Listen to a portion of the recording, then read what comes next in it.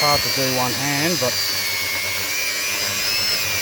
using a foam pad and the wax, we need to get back to two hands. This is definitely a two-handed job with the rotary buff. So we will get this done and show you afterwards. So I've got the microfiber here, and we'll just wax on, wax off.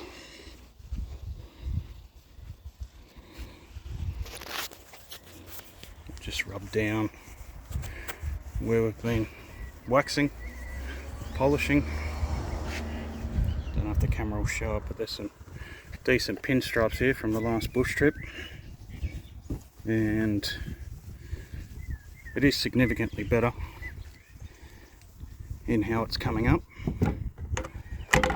Get the wax out of the spider infested fuel filler.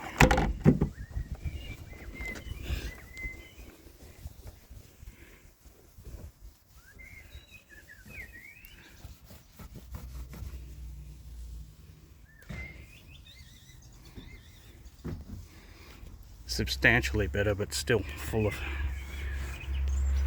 scratches and shit. But we'll just keep going, work away at it, give it a couple of coats of wax and see how it comes up. Stand by.